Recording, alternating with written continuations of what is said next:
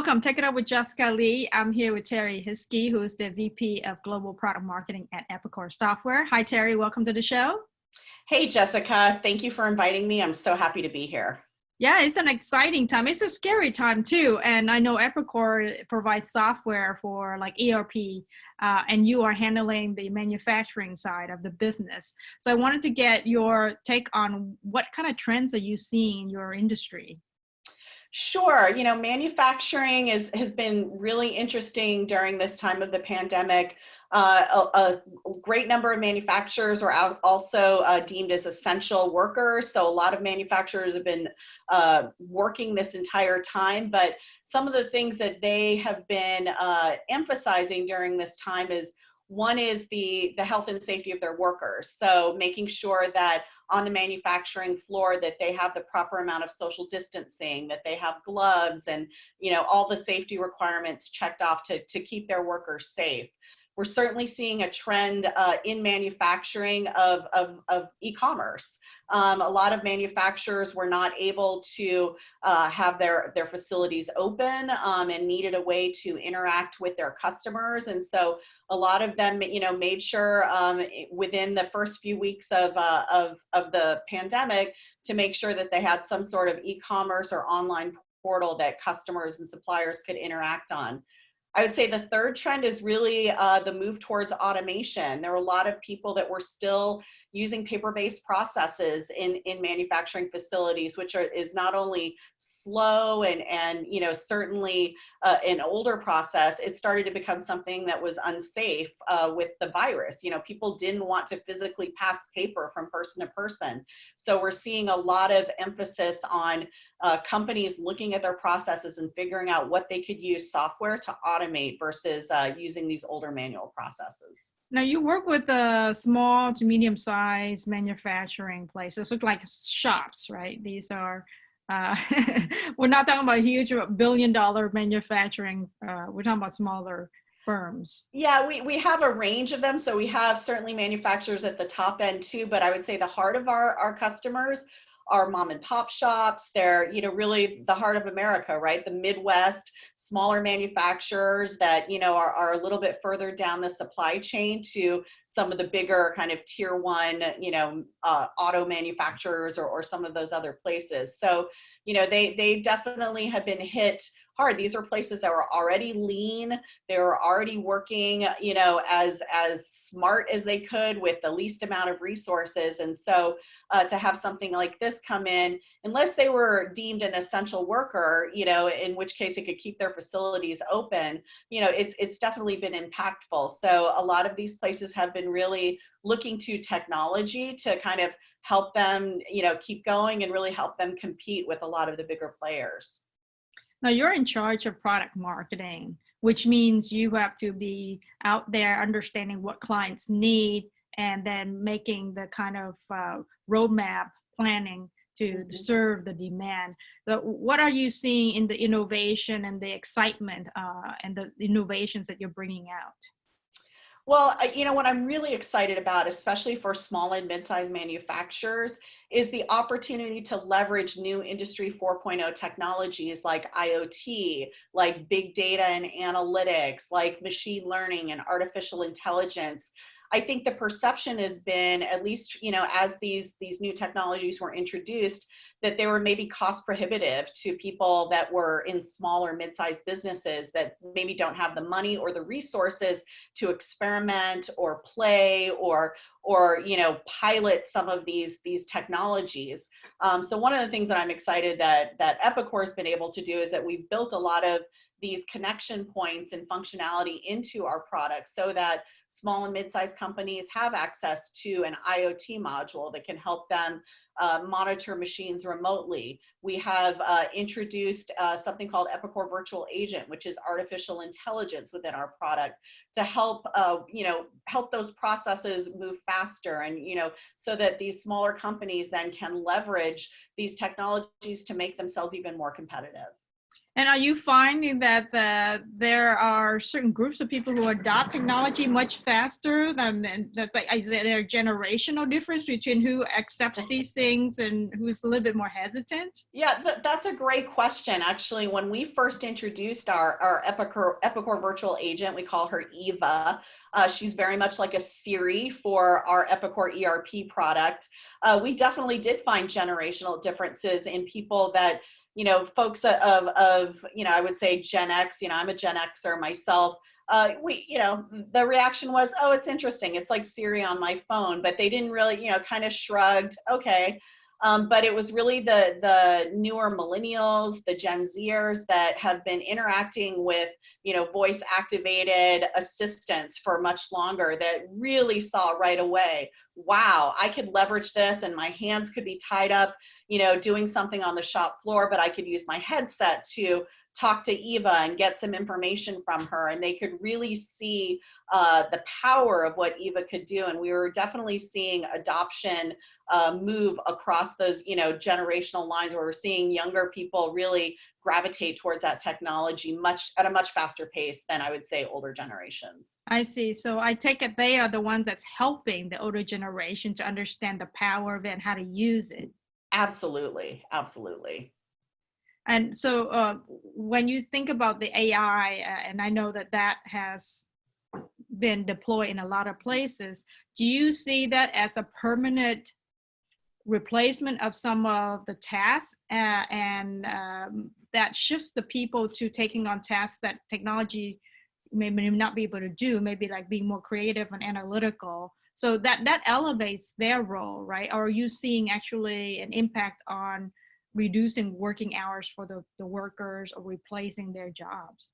No, I mean, we call Eva, she's a Epicor virtual agent or virtual assistant. She's not there to replace anyone. She's there to enhance the work of people that are already there. I mean, first of all, artificial intelligence, specifically in manufacturing, can actually help in areas that, were perhaps unsafe for workers or a little bit more dangerous. You can deploy machine, led technology, cobots and robots and things like that, which can actually help then, protect your workers. And then in other areas that we've seen AI, it's actually been more that it can help with, help newer employees as they come into the workforce. You can ask AI to help you build a workflow, for example. So that you're not having to take training. I'm an old schooler. I remember when I first used an ERP system, they used to send people to 4 or 5 days of training. Can you imagine that now? Nobody will go to 4 or 5 days of training. Everyone expects to be able to open up your software package and use it right away. And with AI, you can actually build in these pointers of, you can do this with this product. You can open up an order. You can check on a customer status using AI. So we found it actually makes workers much more productive because they're not having to manually search. They're not having to ask other people for reports. They can actually use AI to help guide them to the places that they need to get to. Okay, that sounds great. Tell me about being a woman in manufacturing. I think manufacturing is usually more dominant with men. Yeah, I've been in manufacturing for about 20 years now, and I would say it's definitely a male-dominated industry. I have been marketing in manufacturing for all of these years, and it's hasn't always been easy. It's definitely been a struggle. Sometimes being the only woman in the room, and I have the same stories as other people. Were very young in my career.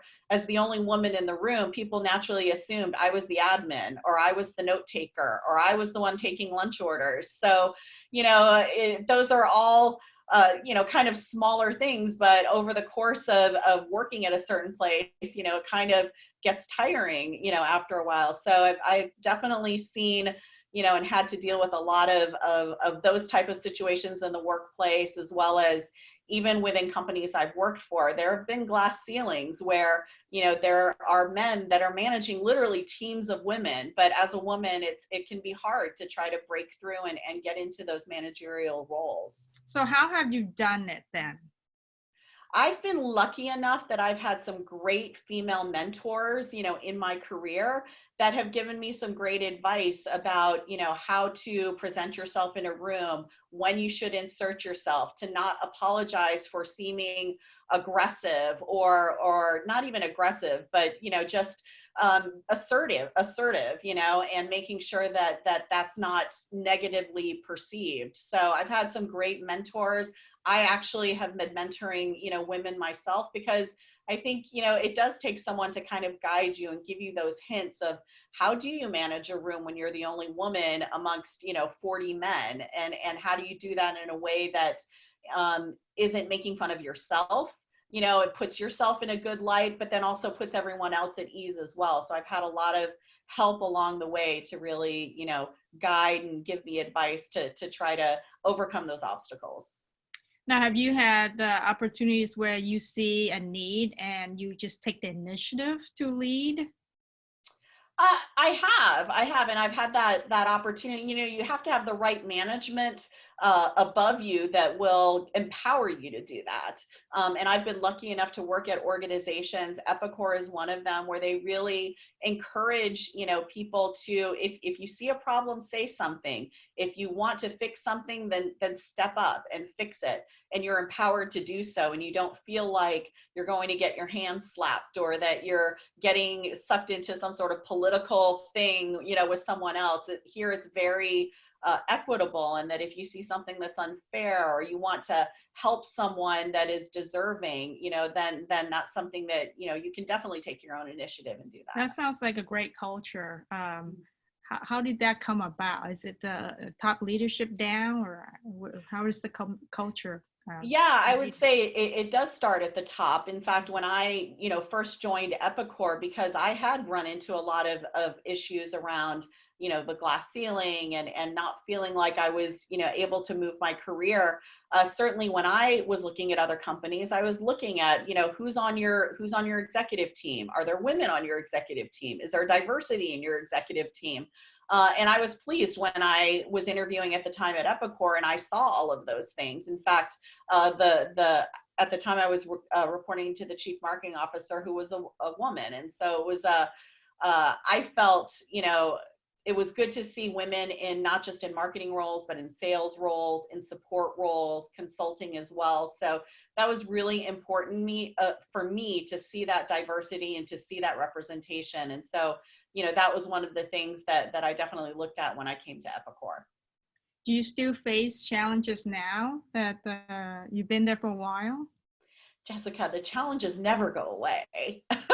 But there, I think that we are now able to talk about them more openly than perhaps before, instead of a side conversation with your other female colleague. I think that, that the workplace is opened and up enough that you can have a conversation with, perhaps a male colleague who said something as a joke, but, maybe isn't funny to you, or, may come across as sexist or offensive. I think that the workplace is opened up enough that you can have frank conversations with people and not have to worry about retaliation or people getting upset or offended. I think people genuinely want to do better, and they're appreciative when you can point out, areas that maybe they weren't even conscious of, that perhaps offended other people. Right. I think we all have that unconscious bias. Yeah. And that's good. I mean, I do agree with you. I think a lot of people may not be aware. So when you point it out, it makes them realize it, and they can try to behave better. Exactly. Okay, great. Well, this has been a great conversation, Terri, about the innovation you're bringing to the manufacturing shops, the career tips that you provide for women in manufacturing. What are you looking forward to after we are over with this pandemic? Oh gosh, I'm really looking forward to seeing our customers in person again. We've had a lot of video chats, video conferences, but I miss being able to connect with our customers in person, being able to walk on their floors and see what's going on. So definitely looking forward to those in-person visits again. There you have it, folks. Take it up with Jessica Lee, Terri Hiskey from Epicor Software.